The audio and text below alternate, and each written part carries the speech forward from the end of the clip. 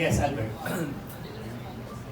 Hi, congrats. Hi, Salamat Kyline. po. Dear, kasi yung Blusang Itim was a huge success that it turned out to be a classic. Diba? So like, parang it cuts across a lot of ages in terms of following. Gano'ng kalaking pressure sa part mo na gano'n din yung kalabasan sana ng movie? Actually po ngayon palang kinakabahan po ako. While doing the movie, kinakabahan po kasi syempre, ako po yung tipo ng tao like I'm thinking ahead. So, sobrang pressured, sobrang kinakabahan. Kaya sana po, supportahan niyo pong lahat. Peace. And dear, yung, kasi parang, di ba, parang Ikay slash Jessie, tama? So ano to, parang dual characters and totally opposite characters yung dalawa. When kapag na-lipstickan na, and all. Nako. Kasi wala kasi siya sa teaser. Sabi po ni Direk, spoiler daw po kapag sinabi ko. So, abangan niyo na lang po sa movie. Yes. Pero ano yung pinaka na-enjoy mo of the two characters? Ano yung pinaka na-enjoy mo? Ano yung mga challenges na na-encounter mo din in portraying each? Well, both of them naman po na-enjoy ko. Pero mas na-enjoy ko po kasi si Ikay because Ikay is so me. Kasi until now, I'm learning to love myself and ganoon din po si Ikay. Kumaan ka.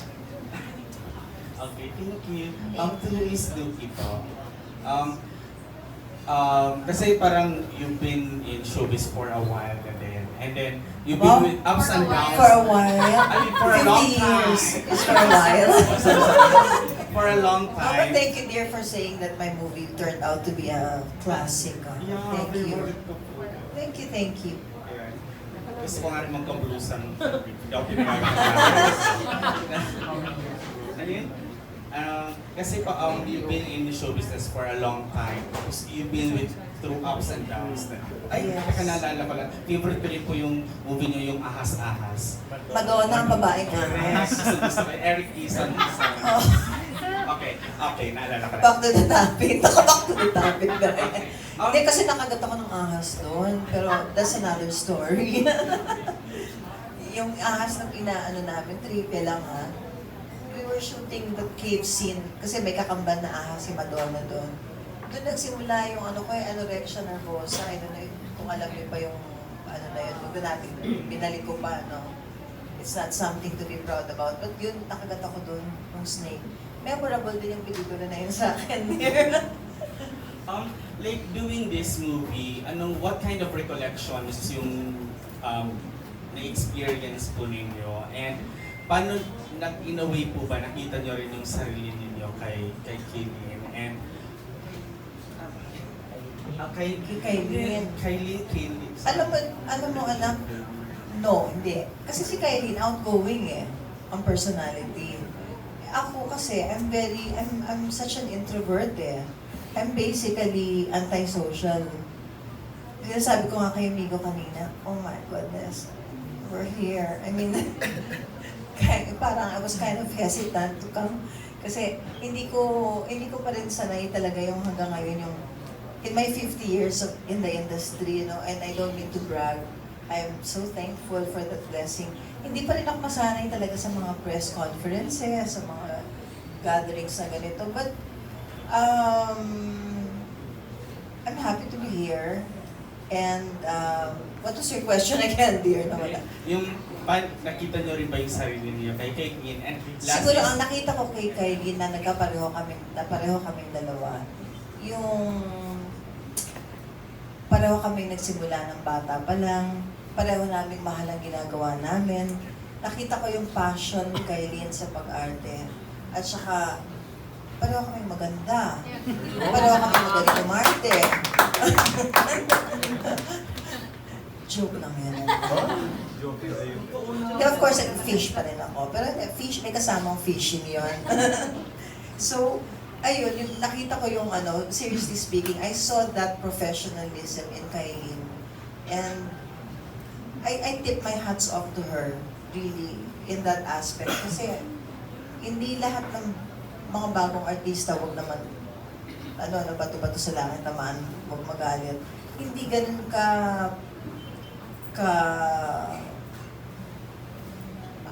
passionate or grateful sa trabaho nila. And they're not as professional as I would hope for them to be. Pero si Kai, nakikita ko talagang effort talaga. And may gratitude attitude, which is so beautiful. And I have that too. Thank you. Thank And you. last po kay Direk. O diba, yung director na iisa lang palagi ang kulay. Yes. Kada labas. Direk, so bawal ka na bang maging AD ngayon? Dahil sunod-sunod na po ang pagiging full blast director. Bawal na ba mag-AD? Bawal naman. Bawal na maging assistant director, ganyan. Si Direk Julius. Nag-AD pa rin naman ako sa mga friends ko. Sa mga friends. Directors, sina Direk Chris Marlon and Direk Joel. How would you assess Kyline's performance in Black Hoops? Ayun.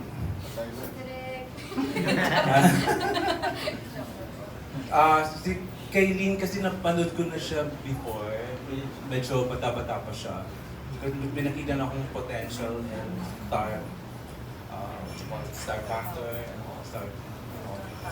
Nung nakatrabaho ko na siya, I can see, I had sense na very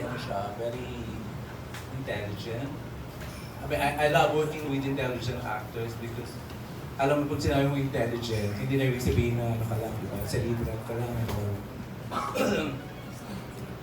Kasi in-encourage ko lahat to input sa kanilang mga roles. Hindi lang as written as per script or the way I define it, the way I envision it.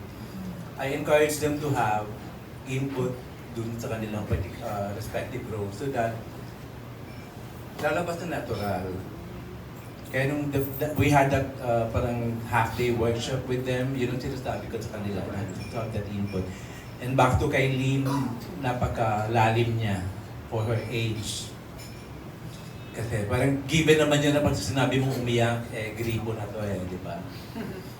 Hindi naman ibig sabihin na lahat na lang ng marunong umiyak mahusay na, di ba? Na denumero naman yung mga iyak. Especially those na medyo sanay na sa teleserye. Teleserye, as they say, the teleserye brand of acting. Nothing against teleserye because nasa teleserye din naman ako. Ibig sabihin nung kailangan kasi something fresh. You have to give me something to work on na na-mention ko kanina ng input. At marami ako nakita kay Kyline noon for both the roles of Ikay and Jessie. Mahirap yung kanyang characters kasi kailangan magkaroon ng distinct na magmamarka very distinctly yung na mag-differentiate mo na si Kyline as Jessie, Kyline as Ikay, and not Kyline as Kyline or Kyline as Kyline on both roles. So in all fairness, hindi din ako papaka-show.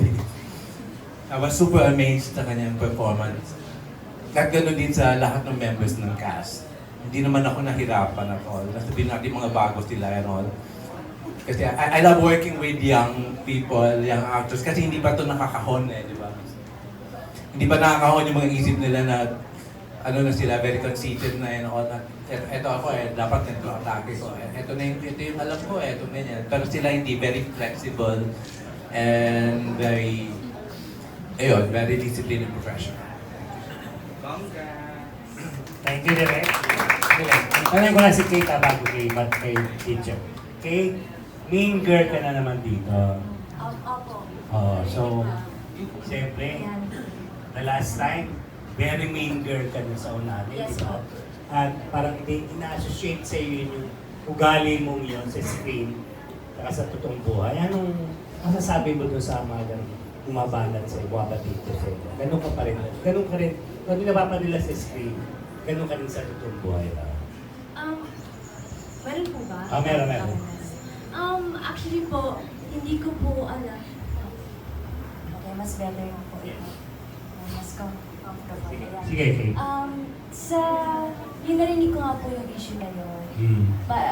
Hindi ko po dinedeny na nasaktan ako kasi sobrang malayo po yun sa akin. Kasi role lang naman po. Siguro kaya nila ako na-misinterpret kasi nag-focus ako and minsan talaga hindi natin maiwasan kapag matagal mo nang ginagawa yung character na yun, parang na-embody mo na siya eh, parang ganun ka na. Pero hindi ibig sabihin na suplado na ako. Malay nyo lang, nag-focus ako or naalala ko lang si Natalie. Pero sigurado naman po ako sa sarili ko na wala naman po akong sinuplagahan or anything. So, ayun, hindi ko po naman sila gagaling. But guys, to tell you, hindi po ako ganun. Malayo po yun sa akin. Eh dito, ano ka kay Lynn? Ang gagawin ka kay Lynn? Ay, mabait po ako dito. Mabait ka ba rito? Opo, mabait po ako dito. Oo. Kaso pagdating kay Angelo, yun nga lang. Magagalit. Magagalit lang, pero hindi naman ako like talaga may physical, wala naman. Galit lang, na-hurt. Siyempre, pag love mo isang tao, di ba? Gagalit ka kapag Okay. Si ano lang yun, si Chloe. Okay. So yeah, thank you po. Hello po, curiosity in wearing black lipstick, literally the black lipstick.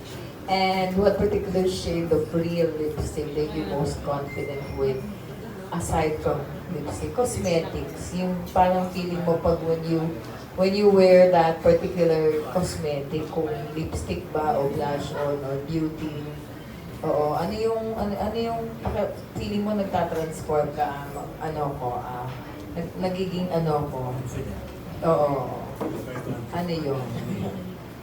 Yes, isip-isip, sumuna. Christian, beauty queen natin. Ako naman might to go to product naman, or hindi naman product, pero it's gonna be blush on. I can go out of the house kahit walang kilay, walang mascara, walang lipstick, basta may blush on ako, okay na ako, masaya na ako. Ayan. Yes, Nelia? Yeah? Ano yung... yes, iniisip mo muna, isip na kayo, ha? Okay, actually, nagka-curious nga po ako sa kung ano yung tsura ko pag nag-wear ako ng dark shade ng lipstick. Pero takot po ako kasi akala ko hindi bagay sa akin. Iisip ko hindi bagay sa akin dark color. So, nag-stay lang ako sa color palette na nudes, ganyan, pink, mga blush colors. And mas comfortable naman po ako maglagay ng BB cream. May kasama siyang sunblock, pero tinted na siya. So, parang may makeup ka pero wala. Talaga. So I feel confident kapag nga nakaganyan. Yes. Nela? Ito ka na, si Mel. For me po, okay lang kung na wala po masyado.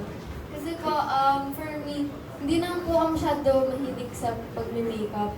So, siguro po, pinaka-comfortable po ako yung natural lang po. Tsaka po, di po ako yung tipong super colorful. So, for me, I think I would feel more confident if it's very neutral, it's very subtle like that po. Thank you. Angel? Actually po, I'll be honest. Right now kasi hindi maganda yung skin ko, so hindi ko talaga kaya lumabas na hindi nagko-conceal. Kasi syempre, parang hindi ako confident na parang may pimples ako. Ayun, pero if wala akong pimples, I'm good with highlighter. Yun. Since then, and mahilig din ako mag-experiment sa makeup. So, mahilig ako mag-eyeshadows, I love creating new looks or something. Pero ayun, right now, concealer talaga. Concealer talaga. Angel. Thank you, Angel. Patricia?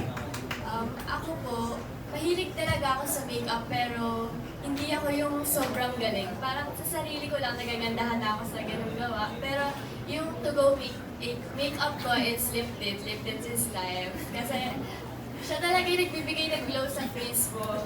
Parang pag may lip tint ka, parang buhay na buhay and maganda. Yun. Thank you, Patricia. Nicole? To be honest po, hindi talaga ako mahilig sa mga makeups. Pero nung nag-matured po ako, okay na po sa akin yung BB cream, lumabas ng bahay, ganyan. Kasi gusto ko po parang simple lang tingnan. Kasi feeling ko kapag super ma-makeup, super bigat sa mukha, parang laging hulas, gano'n. So for me po, ang to-go makeup ko is lipstick or blush on. Yan po. Thank you. Ikaw ba? Confident ka, Pili? Thank you for that one, Charot. Yes. Black lipstick po. Well, I wore that kind of shade when I did a musical back in 2012, Ibalong. Kasi I played a monster during that time. So, yung to be curious kung, kunyari, kung may black lipstick ba, of course, I'm always curious. Sana, kung meron bang black lipstick, would I take the opportunity to, to use it and then have that very ideal and beautiful part of me. But the story is, loving yourself. So it's owning yourself and owning yourself. So with me, yung go-to, wala po masyado kasi lalo ko nagko-commute. So pag nag-lay ka ng cream, kinuha mo lang lahat ng alikabok ng EDSA pag ganyan. Actually, papunta po dito, nag-angkas ako. So, no din. So, ganyan. But my go-to is really chapstick lang. It's important na moisturize yung lips because you'll never know who's gonna kiss you. Charot! You have to be always, you have to be prepared all the time. Hindi kasi it's always uneasy pag dry yung lips, di ba? Na parang sometimes misinterpret ka pa na gila ng gano'n na parang may ibang meaning pala, you're just wetting your lips. So, yun, sa akin po talagang laging natataranta na ako, kunyari, ang konti na lang o paubos na yung chapstick ko. So, my go-to really is chapstick. Yeah. Thank you, P. Si Derek kaya. Meron ka ba? May rituals ka ba para maging confident ka? May go-to ka ba? Migo rin ako nasira. Meron yan. Migo, taga-sira ka na. Hello, Miss Migo. Nothing about cosmetics naman. For the past 3 years, I'm always into blue. Every day of my life. Yeah. So yun lang, it brings me joy. It sparks joy. Punta nga yun. Marikwan. Yun, masaya ako pag blue. Happy color. Pati underwear. Thank you, Derek. Si Miko naman eh. Gupito mo sa cosmetics? Cosmetics or what? Kung saan ka naging confident? Well, I don't ever use the color black, pero syempre sa industry natin, kailangan ng gusto nila foundation, pero gusto ko ng powder. Kasi medyo heavy para sa akin yung foundation. Actually, when I entered showbiz and I realized how it felt to wear makeup, my heart went out to all the women in the world. Because that stuff is so hard to keep on your face. Imagine you're eating food and you can't itch your face. No, because I don't understand. I mean, women, you don't have to impress us that much to the point that you have to put yourself through such a hard time. Excuse me, hindi kami nagme-makeup para sa ibang tao. Kung hindi para sa ibang tao, para sa sarili mo, I mean, imagine you only appreciate yourself unless you have to buy something and put it on your face. What about your natural beauty, you know what I mean? It's meh. Nowadays, makeup is overrated. Everybody likes natural, all natural.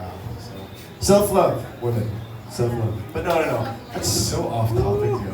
But anyway, powder lang. Para sa akin. Powder lang. Thank you, si Manolo. As you guys all know, eyebrows is life. That is all. Snooki.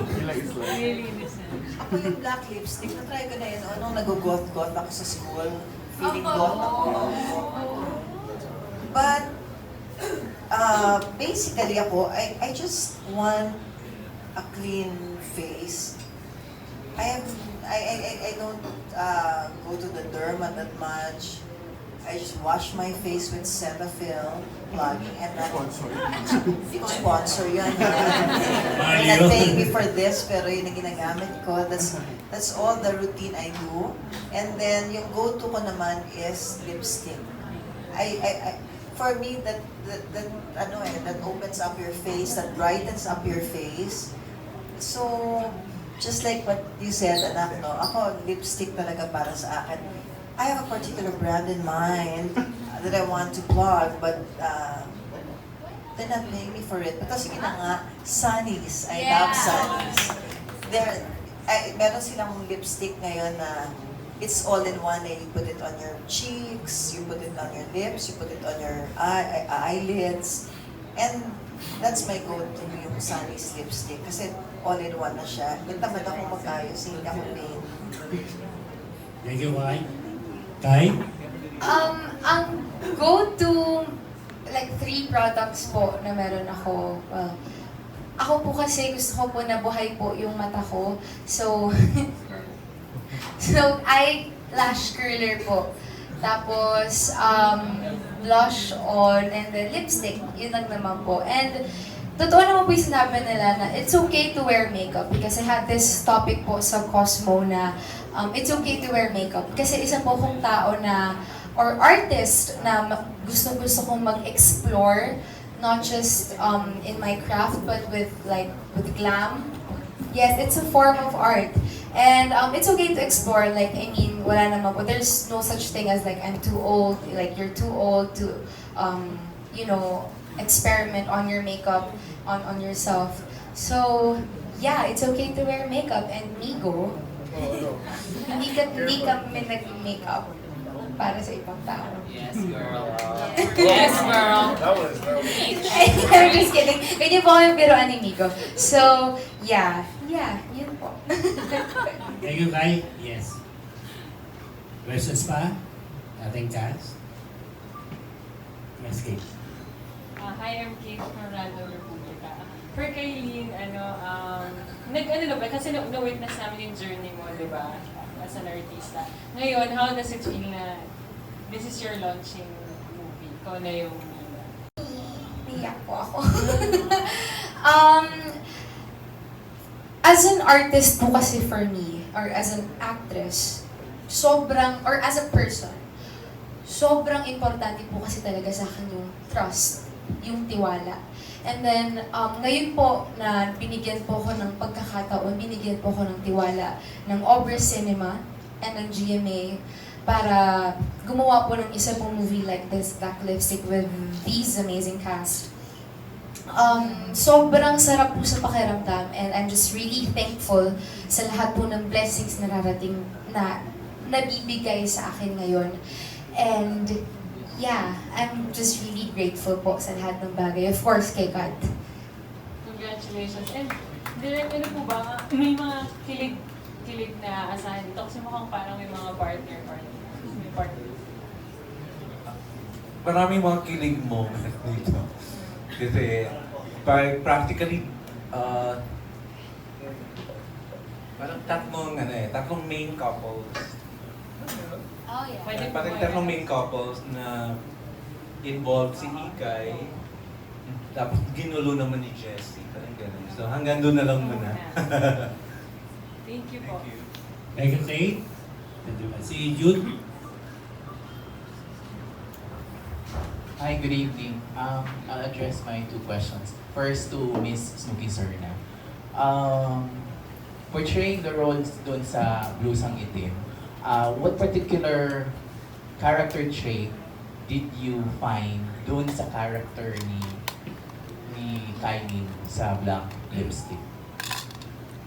Well, one of the character traits na napansin kong parang talagang consistent is yung, kasi si Jessa very self-defeatist eh. And si Ikay, may ganun siyang quotient. She's an introvert, may self-pity. Yun ang similarity nung si Jessa at ni Ikay. And yet, they have strength of character na-discover nila yun towards in the journey as they go about their journey in the movie. Pero different yung kanila coping mechanism nila. Actually, direct parang pareho rin, And nakakatuwa kasi dito pinakikita that in both characters, meron silang mga pair, may nanay sila in particular na doting sa kanila, na very encouraging sa kanila. So, there.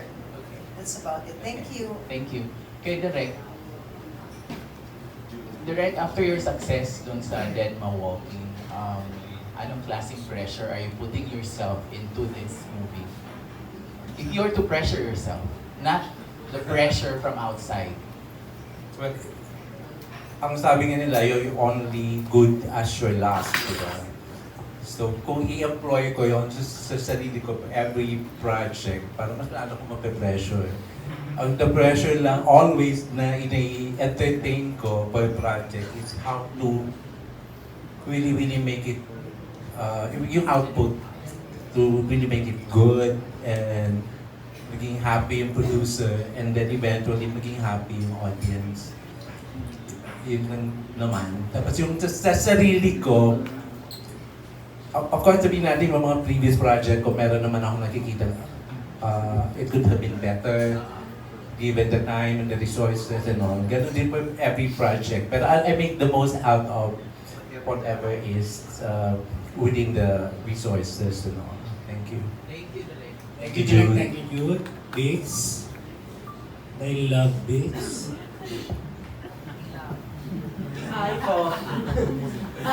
Unang tanong ko po, bakit po lipstick? Sa maraming gamit or pwedeng sapatos, bakit po lipstick? First of all, yung black lipstick is inspired from Blusang Itim. So it's a garment. Ngayon naman lipstick kasi tinatakal nito yung vanity, and then for recent years kasi social media has dictated the standard of beauty, parang gano'n. So laging Instagrammable dapat and all. So yung pressure to look beautiful is based on makeup and all. So particularly lipstick kasi it's very very tangible. Kasi ibig sabihin blush on, parang hindi naman magandang blush on. So, What will happen po if maubos yung lipstick? abangan niyo. Kasi di ba ang blusa po, yun, hindi nauubos, yung lipstick nauubos. So yung sa ano kasi, actually hindi naman siya naubos. Hindi naubos. Yung black lipstick. Para siguro open for a sequel kasi hindi naubos yung lipstick. Wow! Yes, bongga yun. And for the, sa mga gustong sumagot, how do you deal with low self-confidence? Thank you for that wonderful Si question. Tia talaga umano. Si Tia mo na, beauty queen natin. Yan, bago ka, lalas ka dyan. Sige. Yes, Tia. I think it takes time for you at first to get to know yourself more, and then you need to respect yourself, and then at the time, it's a process of respecting yourself, accepting yourself, and knowing yourself. And at the end of the day, for you to be able to know that you really trust yourself and be confident in your own self is when people say something negative about you, hindi ka na naapektuhan. Or not in a way na that will destroy your whole day or your whole mood. So, at the end of the day, always remember that your family loves you, you know yourself at the end of the day, and the people that are always there for you, they also know you. So whatever people say against you, hindi yan mag-down sa sarili mo. Ayan. Ganyan ba attitude mo? Kasi kapareha nga kayo sa Alden. Sa mga No, I think bashers. it's because I've been into pageantry for 8 years already. So I've been through all those bashing, all those haters saying something about me, even mentors say something about you. So it's been a process for 8 years trying to find myself, trying to know who I really am. So to the point na alam ko na kung ano gusto ko. Okay. Sino bang susumagot? Kate? Mag-answer before Kylie? Same with Ate Tia. I agree with you about that. And also, it's okay. It's okay na ramdamin mo kung nasaktan ka sa kung ano man ang nabasa mo or yung sinabi sa'yo. Kasi tao ka rin naman eh. Hindi ka naman bagay, nabasa ko yan, negative. Okay lang, matapang ako. No. Hindi mo hinahayaan yung sarili mo na maging malaya na makaramdam. And then after that, count your blessings. Be thankful sa kung anong meron ka. And mas ang importante, kilala mo yung sarili mo, mahal ka ng family mo at maraming, lagi mo isipin kung gaano ka ka-blessed dahil maraming nagmamahal sa'yo. So, yun. Ay, bago sumagot, di ba si Snooki? Good example yan, di ba, Kukay, na nawala ka, paano ka naibalik yung self-confidence mo nung talagang todo ang batikos sa'yo. Nakakatuwa naman kasi po, I have a family who is very supportive of me. And una sa lahat, I don't want this to sound like I'm preaching to the crowd, ha? Pero we have a God who loves us unconditionally. And I know, I've always known that. So, whatever happens or happened to me in the past, down man ako, up, down, up, down, up, down, in terms of self-love, and sa mga kung ano pa lang nangyari sa akin sa career, sa personal life ko, I always go back to my authentic self. And that authentic self is the beautiful Snooki because I am a child of God. And also, I did some, ano rin also yung bang, I was willing to go through the process of admitting my flaws, my mistakes. You have to go to that point there for you to be able to change. You accept your mistakes, you realize them, and naging proactive din po ako sa pagbabago ko. Alam naman natin, alam siguro ninyo yan, nababalitaan niyo yan, yung Snooki nung araw medyo unprofessional. Pero, as time went by, you realize, you grow up, you mature, and you go to processes in your lives na you realize the value of, you realize the important things in life. And one of the most important things in my life is my work. This is my source of bread and butter, being in show business. I love acting. I've always loved acting. And as a matter of fact, nung maliit po ako, I will always remember this. Nung nag-presenta po ako sa Leia Productions, tinanong po ako, there were hundreds of us na mga kabataan na nag-audition for the role of Nieren. Tito, yung unang... Wala pa ako noon. Wala ka ba? Wala ko pala. Sorry po. Sige. What's this? Marami kami noon. I was 3 years old then. Alam niyo, I have a vivid recollection of that moment. Tinanong ako ni Tito Lino what I wanted to do. And I told him that I wanted to act and act and act and act. That's all he asked from me. Hindi niya ako pinasayaw, pinaarte. He just asked me that question. And voila, nagulat ako yung nakuha nila for the role of Nieren. And the rest, maybe modesty aside, I should say is history, no? So, I just always go back to that organic me, that authentic self. I realized that this is what I love doing, and I really felt complete remorse. Para ako nag-ano ngayon, nagko-confessional sa inyo lahat, mga bata. Nagtetestimonial ako, mga anak. But, when you realize that, you go back to your authentic self nga na, nung bata ako, I was very professional, even at a young age. I was such a go-getter. Work was all I had in my mind. And contrary to what other people were thinking before, na ang parents ko po ang nag-push sa akin magtrabaho, people tend to demonize my parents, pero ako talaga yung may gusto magtrabaho. Sila na nga yung nagpapatigil sa akin because I did not need to work, but I wanted to work because of the basic fact that I wanted to act more than earn money. Money was just, kumbaga, a bonus na lang. So,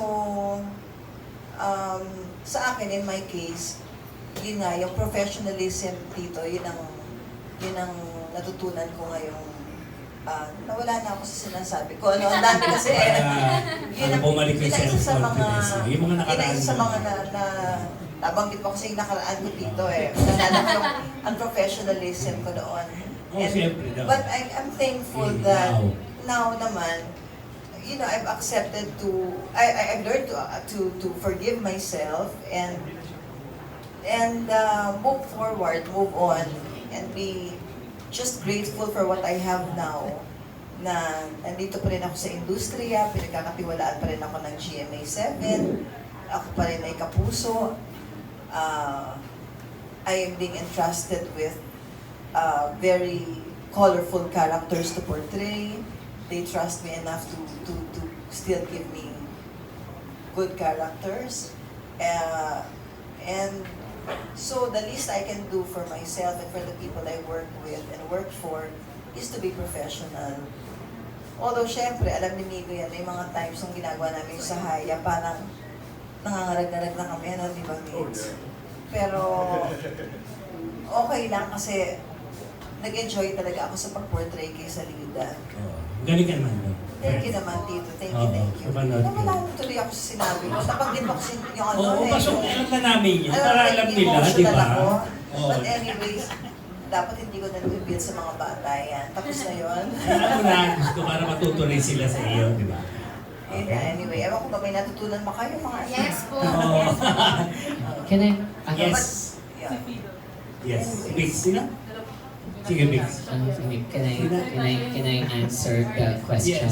Yes. Okay po. Hindi, kanina po kasi like pinag-usapan na yun, yung you have to know yourself and process it on your own. I think it's also very important kasi yun yung pinakamahirap at yun yung pinakamahirap nating gawin kasi nahihiya tayo. I think let us not be afraid to weed out things that are negative in our lives. For example, negative people, we have to be very particular and we have to be very careful on the people that we surround ourselves. Kasi kahit na gaano ka-positive yung outlook natin at nahanap na natin yung sarili natin, yung kung sino talaga tayo, ano yung magaling tayo, pero yung mga nakapaligid naman sa atin is always trying to pull us down na, okay, magaling ako dito sa bagay na to. Alam mo, parang medyo okay ka lang naman dyan. It really doesn't inspire you to really push you. What you need are people that will really push you to your, not to your limits, but to your fullest potential na, okay, na-realize mo na magaling ka dito. Those people that you should really incorporate in your lives are those people na magsasabing, di mas gawin mo yung ganito, yung magbibigay sa'yo ng option to really grow. Because sometimes, dahil minsan kasama sa pagmamahal sa sarili at paghanap sa sarili, yung paghanap din ng mga tao na magpaparamdam sa'yo kung gaano mo, magpaparamdam sa'yo ng pagmamahal sa sarili mo. Kasi it's not enough really na we love ourselves. It's really not enough because that love needs to be reinforced from the people that we surround ourselves. So I think minsan kasi takot na takot tayo, kasi sa boyfriend and girlfriends, baka feeling ko siya na kasi. And that's why we stay in toxic relationships where in fact we are better than that because we all deserve to reach our fullest potential. And I think isa yun sa pinaka-importante, not just really finding yourself but finding those people who will reinforce that love for yourself. Thank you. Very well said. Alam mo ba? Yes. May natutunan. I learned something from you. You reinforced something in me tonight. Thank you, my love. Okay. Surrounding yourself with ikahin people na lang who love natin you. reaction yung tatlong cast before we end the vlog ko. Kyline. Si Migo rin kasi karin niya ng time na nanalo to ng Starstruck sa Ultimate Male Survivor ka ng last year. Ikaw naman. Mix. Ikaw, di ba? Confident ka na ba? How do you deal with Sorry, what's the question? Yung confident ka na ba? How do you deal with low self-confidence? I'm gonna have to stick with Tito Snooki on this one because since I live alone dito sa Pilipinas, I don't have much friends. Siyempre, may mga colleagues tayo din sa GMA, pero usually friendly lang kami. Friendly lang kami sa work, pero outside, may sarili lang ginagawa. Mundo, tama. So for me, the only person that I can really depend on was, wow, si Kuli Desma. Kasi siya yung manager ko. Medyo busy si Kuli Desma sa mga ibang tours niya sa America. So what she had left me was to be diligent in my Bible studies and to always give glory to God. And I guess that's the only thing. I mean, if it wasn't for God's plan, we wouldn't all be here in this industry. So when we feel weak, when we feel low, we go back to our Creator to be rejuvenated, to be recharged.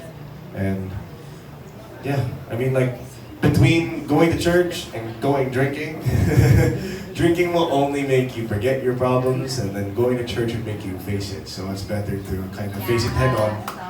I've learned the hard way. Dami sunod ang projects mo, di ba? Si Manolo rin, nagkaroon din ng ganyan, di ba Manolo? Nagkasakit ka, nagsimula ka, natigil ka, and you're back.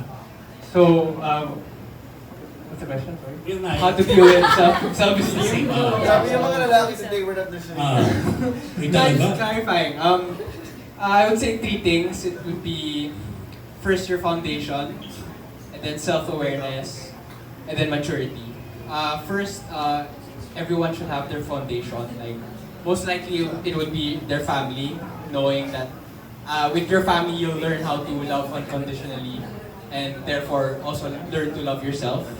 And then with self-awareness, you'll learn your strengths, your weaknesses, the things you're not good at, the things you're good at, and with that, you mature, you grow as a person. With that in mind, so the bashers, the comments, the bad comments, you won't be affected because you already know yourself, and that's how you mature and grow as a person. Thank you. And of course, Kyline. Copy-paste na lang po. Alam namin yung pinagsimula mo rin bagva, yung gumanda yung karir mo. Nasabi na po nila lahat, pero nag-agree po ako sa kanilang lahat na you need to learn to love yourself and know your creator. Correct, totoo po yun. And for me kasi, lagi ko po itong sinasabi, even though like you're glammed up, like branded man damit mo, naka-makeup ka man, makaayos man buhok mo, maganda man yung kasuotan mo, kung wala kang confidence, wala din pong lahat ng yun. And for me, kailangan niyo po talaga maging confident. And in order for you to be confident, you need to love yourself. And in order for you to love yourself, you need to know your Creator. And that is God. So, yun po yung importante sa akin. And, yeah, totoo naman po talaga na kailangan mo talagang kailangan yung sarili mo. And, need to have a really, like, crazy faith in God. Kasi yun po ako ngayon. I'm in my journey on kinikilala ko si God pa.